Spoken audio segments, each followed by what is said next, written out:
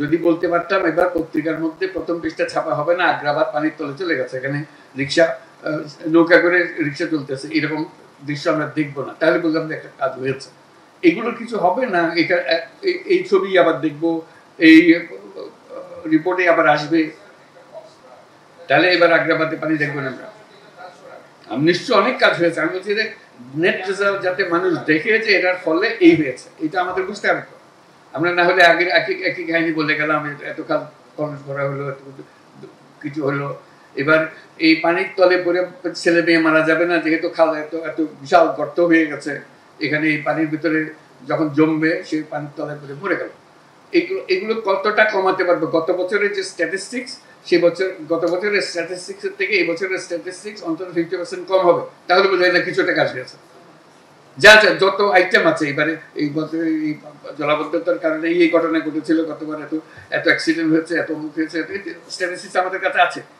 এই বছরের যখন স্ট্যাটিস্টিক্স আমরা জমা করব, সেটা তুলনাগতভাবে আমরা কি দেখবো, সেটাই আমরা এক্সপেকটেশন।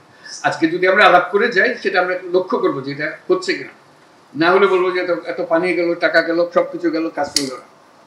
কাজ তো আমরা এই খাদের দৈর্ঘ্য মাপও করবো না, গভীরতা মাপও করবো না, আমরা মাপবো মানুষের স্বস্তি কতটুকু এসছে, দুর্ভোগ কত লাঘব হলো, এটা আমাদের জানা। কিন্তু এটা দুর্ভোগ কত লাঘব হবে সেটা আসছে না। কি করেছি, কত টন ই করেছি, তৈরি করে সবকিছু বর্ণনা হইতেছে, কত টাকা খরচ হয়েছে, কত টাকা আরো লাগবে, এগুলো খরচ হচ্ছে। কিন্তু আমাদের যে দুর্ভোগটা লাঘব করার ব্যাপারে কেউ কিছু বলতে পারবে না। তাদের প্রতি অনুরোধ হবে যে গত বছর এই মাসে মে মাসে কি কি হয়েছিল জলাবদ্ধতার কারণে, যদি হয়ে থাকে একটা অগ্রিম রিপোর্ট তারা করবে, গত বছর এই মাসে এই হয়েছে, এবার আমরা মাসের শেষে প্রকাশ করবো এই বছর মে মাসে কি হবে। দেখার জন্য, কাউকে অভিযোগ করার জন্য, কেউ কাউকে অভিযোগ করতেছে না, এটা আমাদের সমবেত সমস্যা, আমাদের সবাইকে মিলে এটা সমাধান করতে হবে। আমরা কোন পথে গেলে সমাধান পাবো, তাড়াতাড়ি পাবো, কোন পথে গেলে চেষ্টা করেছি ওই পথটা ঠিক রেজাল্ট দিচ্ছে না, আমাদেরকে পথ পাল্টাতে হবে, সেই জিনিসটা আলোচনা করার জন্য। এটা কাউকে অপরাধী স্থির করার জন্য এখানে আমাদের আলোচনার দরকার নেই, এটা বিভাগ যেটা করার সেটা করবে।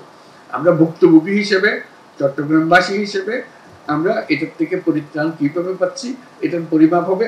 এবছর হয়তো আমাদের কপাল ভালো, বৃষ্টি কম, কাজে এমনিটিও চলে গেছে, ভাবা পাবে যারা কাজ করেছে তারা ভাবা পাবে যে হ্যাঁ এটা করেছে।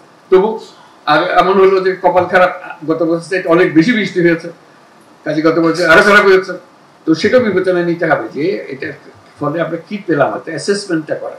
তার সাংবাদিকদের কাছে আমরা অনুরোধ করছি, এটা চট্টগ্রাম পত্রিকা যারা আছে তারা অন্তত রিপোর্ট করবে যে এই মাসের জলাবস্থার পরিস্থিতি কি, সামনের মাসের কি, তারপরের মাসের কি, এটা একটা রেগুলার ফিচার হিসেবে দেখা, এবং কোন কাজটা বিফল হওয়ার কারণে এই জায়গাটা এই হয়েছে, এটাকে সংশোধন করতে হবে সামনের বার।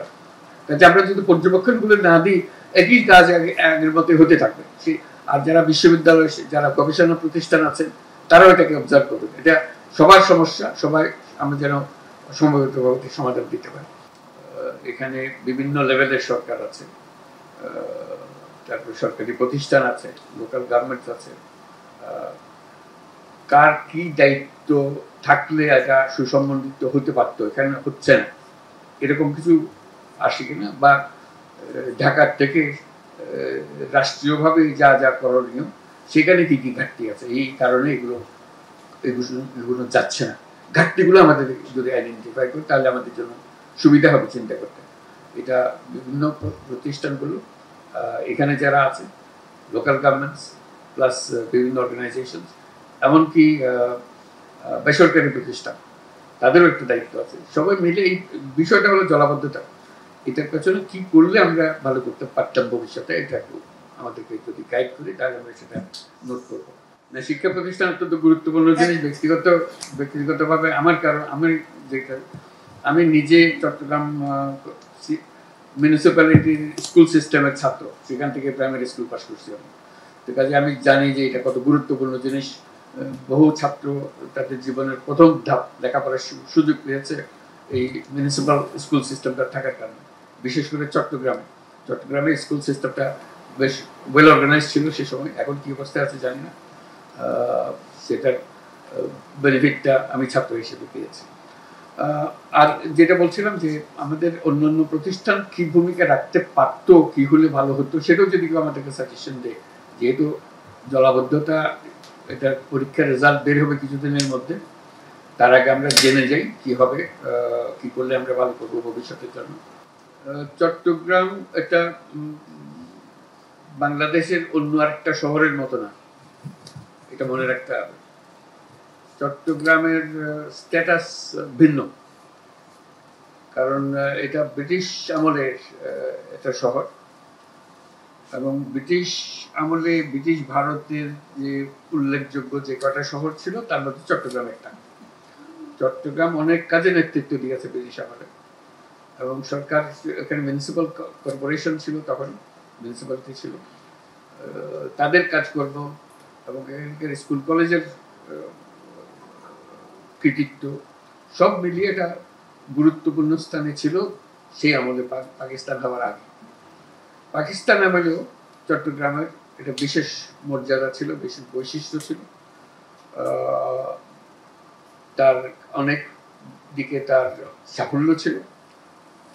এখন বাংলাদেশের কনটেক্সটে সেই ঐতিহ্য হারিয়ে যায়নি, সেই ঐতিহ্য ধরে রাখা এবং আরো উপরে ওঠানো, যে বাংলা শুধু 8-10টা নগরের মতো চট্টগ্রামও চলবে এরকম আশা করা ঠিক হবে না, এবং এটা চট্টগ্রামবাসীর জন্য ভালো হবে না এবং দেশের জন্য ভালো হবে না, কারণ তাদের যে ইতিহাস এবং তাদের যে কৃতিত্ব সেটা দেশকে নেতৃত্ব দেওয়ার জন্য অত্যন্ত গুরুত্বপূর্ণ।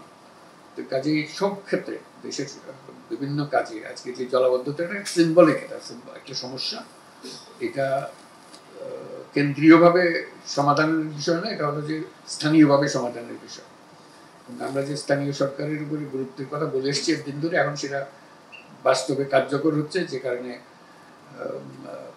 আমাদের সিটি গভর্নমেন্টের কথা আমরা সজোরে বলছি যে এটা আমাদের একটা city government, it is a government.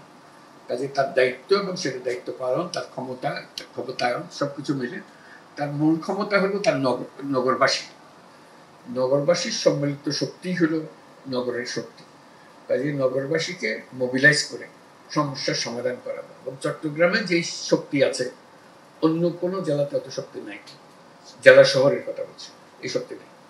কাজে এখানে আমাদেরকে শুধু কাজ করতে হবে তা না, কাজে নেতৃত্ব দিতে হবে, অন্যরা যেন আমাদের দেখে অনুপ্রাণিত হয়, অনুপ্রেরণা যোগাতে হবে। কাজে সে কথা মনে রেখে আমাদের কাজগুলো করতে হবে।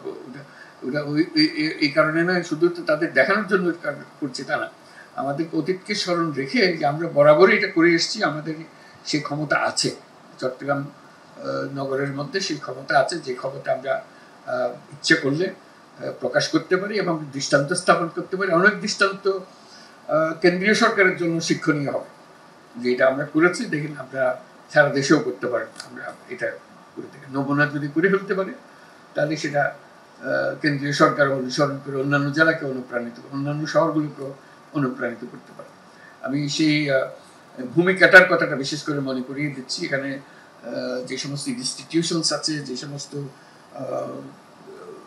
নাগরিক আছে যাদের ভূমিকা জাতীয়ভাবে স্বীকৃত, তাদেরকে ব্যবহার করে এটা করা। কাজেই আমাদের যে লোকাল গভর্নমেন্টের ক্ষমতায়ন, এবং সেটা শুধু কাগজের পত্রের ক্ষমতায়ন না, দৃষ্টান্ত স্থাপন করার ক্ষমতায়ন, যে আমরা এটা করে ফেলেছি, আমাদের সমস্যা ছিল, আমাদের সমস্যার সমাধান করেছি। আমরা রাষ্ট্রীয় সহায়তা, রাষ্ট্রীয় নানা রকমের সুযোগ সুবিধার কথা বলতে থাকবো, কিন্তু অপেক্ষায় থাকবো না যে এটা না হলে আমরা করতে পারছি না, এরকম যেন না হয়।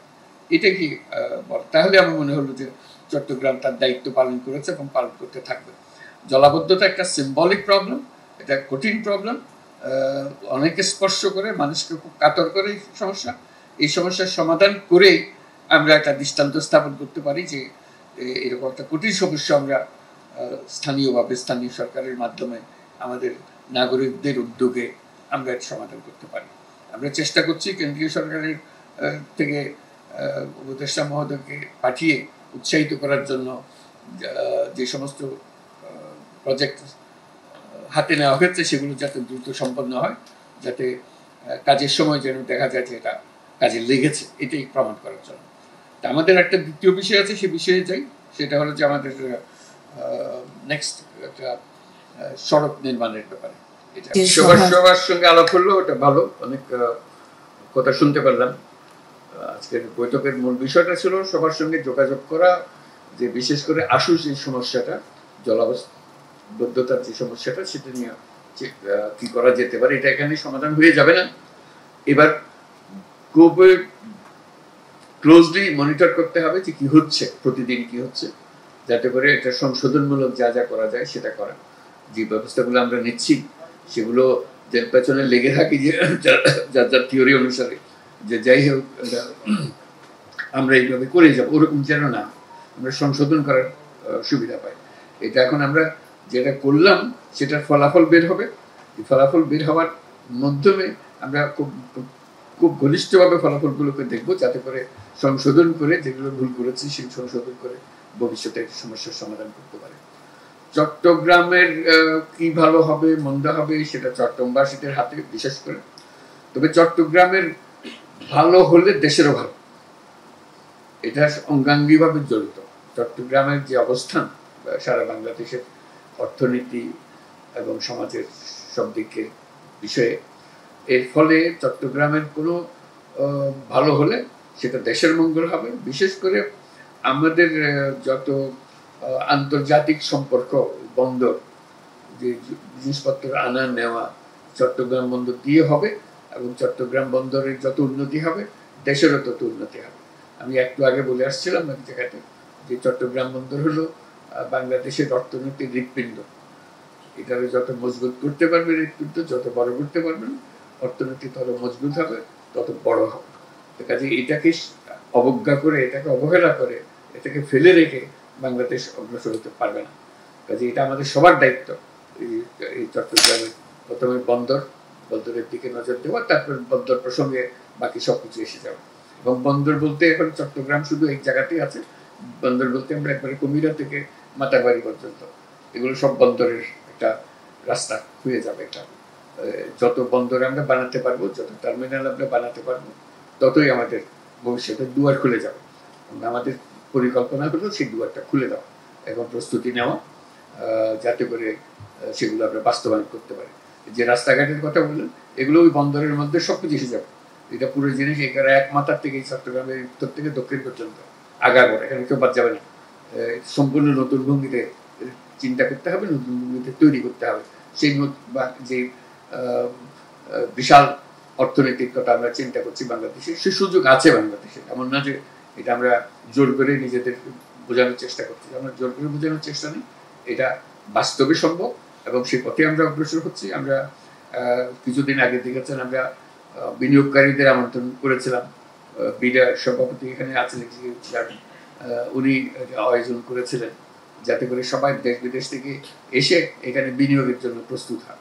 তারা আগ্রহ সহকারে এসছে এবং আমাদের দৃঢ় বিশ্বাস এই আয়োজনের মাধ্যমে তারা এখানে আসবে, এবং আমরা যদি সেই সুযোগ সুবিধাগুলো, বিশেষ করে বন্দর সুবিধাগুলো দিতে পারি, তার সঙ্গে আরো আনুষঙ্গিক অনেক সুবিধা আছে, সেগুলো যদি নিশ্চিত করতে পারি, যাতায়াতের সমস্যা সেগুলো যদি নিশ্চিত করতে পারি, তাহলে এই চট্টগ্রাম বন্দরকে ঘিরে পুরো চট্টগ্রাম জেলা পরিবর্তন হয়ে যাবে, সারা বাংলাদেশ পরিবর্তন হয়ে যাবে। এবং সেখানে যে আজকে যেগুলো কথাগুলো বললেন সবগুলো খুব গুরুত্বপূর্ণ ভূমিকা রাখবে। রেলওয়ের ভূমিকা কি হবে তখন দেখা যাবে যে রেলওয়ে একটা মুখ্য ভূমিকা পালন করছে। এই দ্রুত আদান প্রদান আর কেউ তার সঙ্গে পাল্লা দিতে পারবে না। যখন বলে যে রেলওয়ের জমি নিয়ে আমরা আবার রাস্তা বানাবো, আমি একটু শঙ্কিত হই। রেলওয়ের জমিতে এখন যেন হাত না দেয়। রেলওয়ে আমাদের একটা মস্ত বড় ভবিষ্যৎ, কিন্তু রেলওয়ের এই দুর্দশার যে রেলওয়ে দেখছেন, সেই রেলওয়ে দিয়ে চলবে না। এই রেলওয়ে বাতিল করে অন্য ধরনের রেলওয়ে সৃষ্টি করতে হবে। ওই জায়গাটা আমাদের জন্য দরকার, ওই জায়গাটা থাকলে সহজে এটা করা যাবে। তা না হলে মানুষ সরিয়ে সরিয়ে রাস্তা বানানো, এটা 3 পুরুষ চলে যাবে, আমরা এটা করতে পারবো না। কাজে রেলওয়ের জমিটাকে রক্ষা করা এবং ভবিষ্যতে এই জমিতে কি কি করা সম্ভব, দ্রুত যাতায়াতের জন্য, অন্য কিছুর জন্য না। যে যত দ্রুত যাতায়াত করা যাবে, মালপত্র আনা নেওয়া করা যাবে, তত দ্রুত অবস্থার পরিবর্তন হবে। কিন্তু আমাদের কথাগুলো খুব আমরা মনোযোগ দিয়ে শুনলাম, এগুলো কিভাবে কাজে লাগাবো সেটা দেবো। কিন্তু আবারও বলে রাখি, চট্টগ্রামের ভূমিকা একটা বিশেষ ভূমিকা, অনন্য ভূমিকা। কাজে সেই ভূমিকা যেন আপনারা নিজেরা নির্মাণ করতে পারেন, যাতে করে দেশের মানুষও মনোযোগ দেয় এবং আপনাদেরও তুষ্টি হয়, আনন্দ হয় যে আমরা এটা পথ দেখাতে পেরেছি। সবার জন্য সবাই আগ্রহ করে তাকিয়ে আছে আমাদের দিকে, আমরা সেটা পথ প্রদর্শনীতে ভূমিকা পালন করতে পেরেছি। আজকে সবার সঙ্গে আলাপ করে খুব খুশি হলাম। ভবিষ্যতে আশা করি আবারও দেখা হবে। এখানেই বিদায় নিচ্ছি সবার কাছ থেকে। আসসালামু আলাইকুম।